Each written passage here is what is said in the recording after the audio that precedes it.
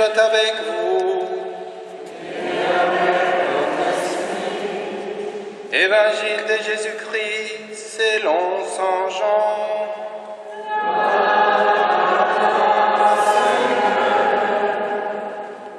En ce temps-là, Jésus avait donné un enseignement dans la synagogue de Capharnaüm. Beaucoup de ses disciples qui avaient entendu déclaraient « Cette parole est rude, qui peut l'entendre ?» Jésus savait en lui-même que ses disciples récriminaient à son sujet. Il leur dit « Cela vous scandalise, et quand vous verrez le Fils de l'homme monter là où il était auparavant, c'est l'Esprit qui fait vivre, la chair n'est capable de rien. Les paroles que je vous ai dites sont esprit et elles sont vie. Mais il y en a parmi vous qui ne croient pas. » Jésus savait en effet depuis le commencement quels étaient ceux qui ne croyaient pas et qui était celui qui le livrerait. Il ajouta « Voilà pourquoi je vous ai dit que personne ne peut venir à moi si cela ne lui est pas donné par le Père. » À partir de ce moment, beaucoup de ses disciples se retournèrent et cessèrent de l'accompagner. Alors Jésus dit aux 12, « Voulez-vous partir vous aussi ?» Simon-Pierre lui répondit, « Seigneur, à qui irions-nous? Tu as les paroles de la vie éternelle.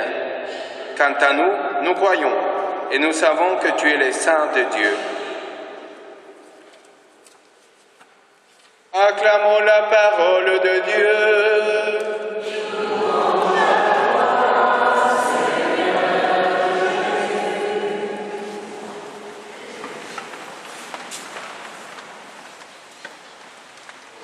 Les lectures d'aujourd'hui nous placent devant deux situations. La première, la dureté et les mystères même de la volonté de Dieu, la parole de Dieu et ce que Dieu veut de nous. Parfois, n'est pas facile à suivre, n'est pas facile à comprendre. Et le Seigneur demande des choses compliquées à vivre. Mais quand même, nous sommes là. Et la deuxième partie, que je vois que le Seigneur nous veut présenter aujourd'hui, c'est notre liberté devant ce que Dieu nous demande. Dans les passages de l'Évangile, on est juste après la prédication que Jésus a faite à la synagogue de Capharnaüm, dont il a parlé du pain de vie. Et il a dit qu'il n'est pas possible d'entrer dans la vie éternelle si on ne mange pas son corps. Celui qui ne boit pas mon sang et ne mange pas mon corps n'aura pas la vie en elle, en lui.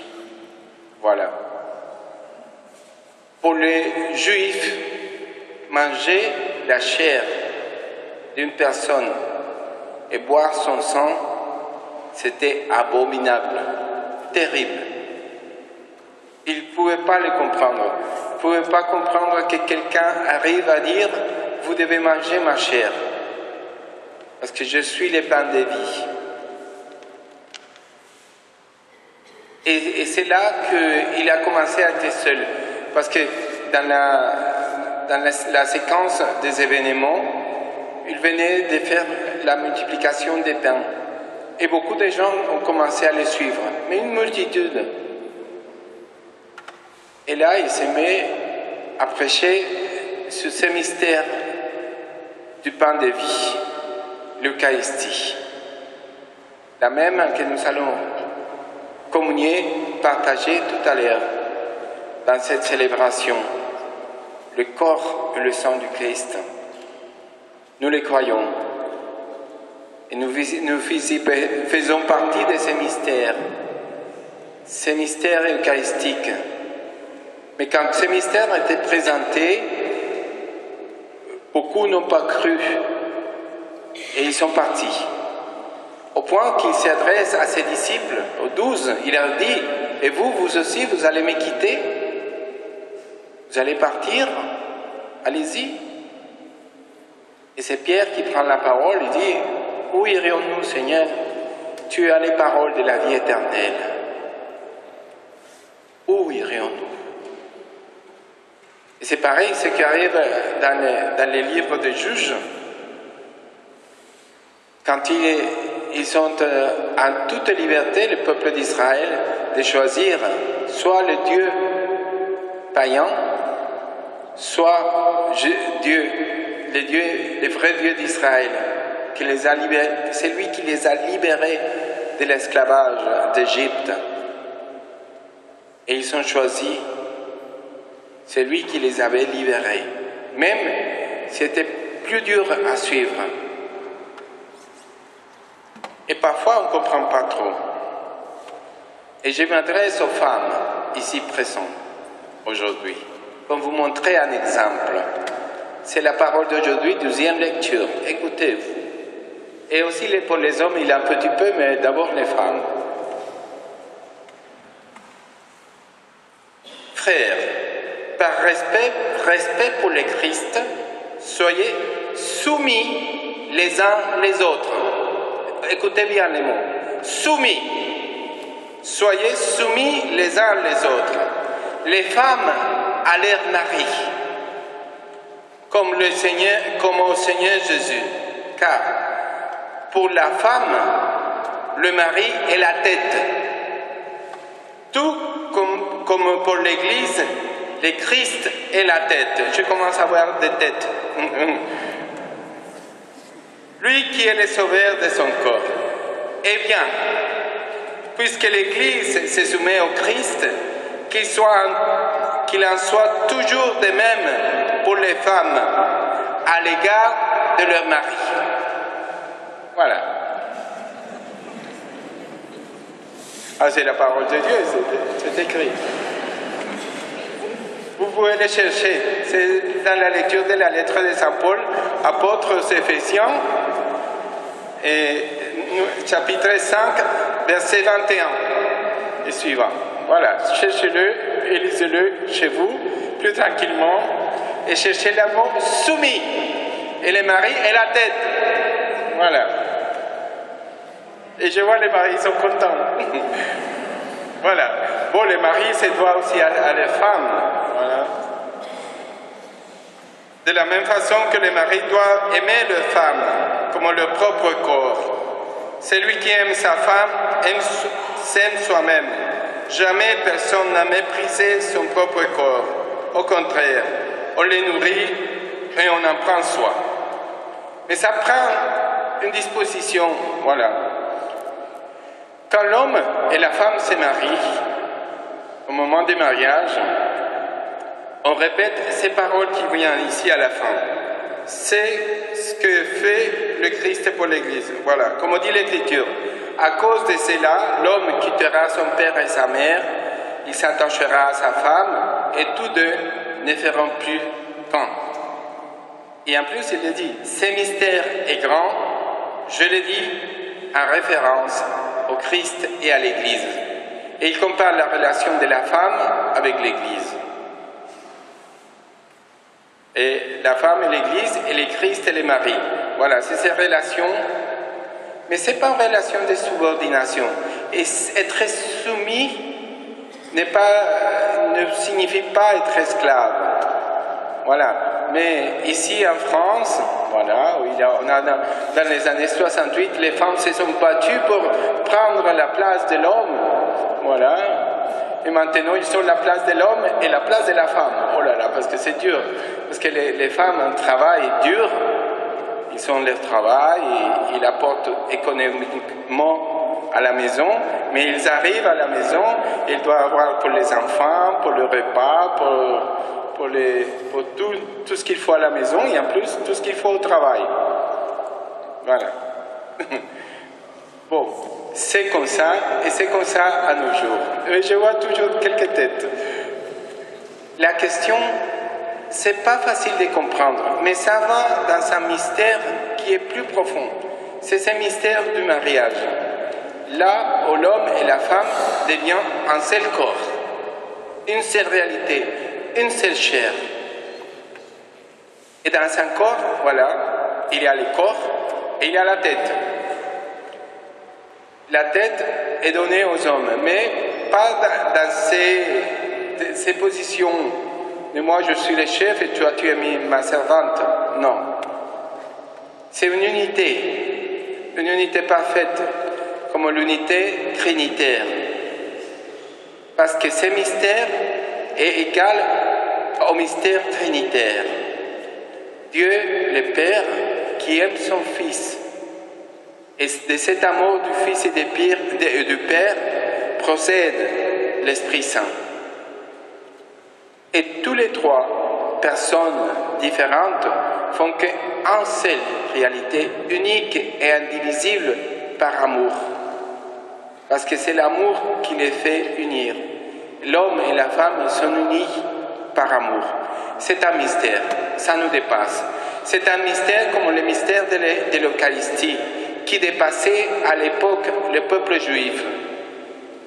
Ils n'ont pas compris, pas tous, ces réalités eucharistiques où Jésus se donne dans son corps et son sang pour nous nourrir pour la vie éternelle. Et je pense que la tête des Juifs était plus pire que la tête de quelques-unes que j'ai regardées tout à l'heure quand j'ai emphatisé les mots soumis à son mari.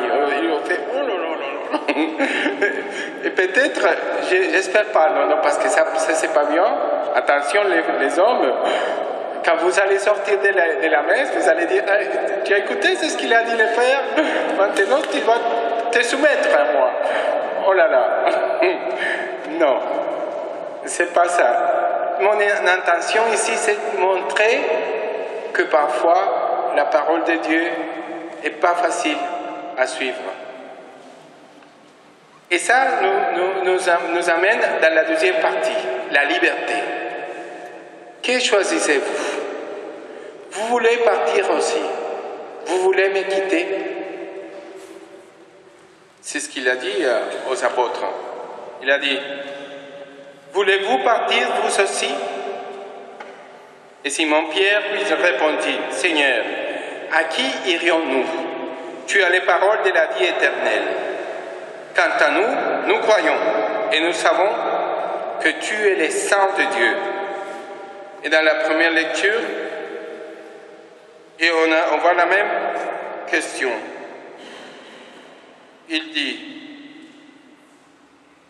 s'il ne vous plaît pas de servir le Seigneur, choisissez. Aujourd'hui, qui vous voulez servir? Le Dieu de vos pères, servez au-delà de l'Euphrate, ou le Dieu des Amorites dont vous habitez les pays. Moi et les miens, nous voulons servir le Seigneur. Voilà. Et le peuple répondit, plutôt mourir que d'abandonner le Seigneur pour servir d'autres dieux. Servir d'autres dieux. Et c'est là, c'est les choix auxquels nous sommes confrontés aujourd'hui. Qui nous voulons servir? Et je ne parle plus de la femme et le mari, non. C'est vraiment à celui qui on sert. C'est Dieu, notre Dieu. Parce que parfois, je me dis croyant, je me dis pratiquant, j'ai ma foi, mais ma vie n'est pas de celui à qui je sers. Parfois, je me sers à moi-même, à mes intérêts, à mes désirs, à mes plaisirs, à ma colère, à ma bouche qui parle trop, à mes yeux qui jugent trop, à ma tête qui est une folle. Et je me laisse porter. Ou je me laisse porter par l'esprit du temps, par l'esprit du monde. Et je ne suis pas toujours un chrétien qui sert le Seigneur. Parfois, oui. Ici, on est tous chrétiens. Voilà, on est tous à la messe de dimanche. Mais c'est là-bas, au boulot, dans le travail, dans la vie de tous les jours, dans la famille, qui vraiment nous sont confrontés à être chrétiens et à servir le Seigneur. C'est un mystère, pas facile à comprendre, mais que nous devons suivre par la foi. Si notre choix, c'est le Seigneur, l'Esprit de Dieu va nous porter et nous aider à accomplir notre choix. Ne vous inquiétez pas. Si je choisis le Seigneur, je suis porté. Mais c'est à moi de tenir bon et de m'attacher à lui, à qui j'ai choisi, le Christ. Ne répondez pas à notre voix, mais dans les plus profonds de vos cœurs. Aujourd'hui, le Seigneur nous demande, à moi aussi, à nous tous, à qui voulez-vous suivre?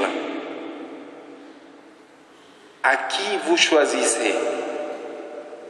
Le Christ ou l'esprit de ce monde, mon orgueil, mes désirs, mes plaisirs, moi-même, ô Dieu? Qui est mon Dieu?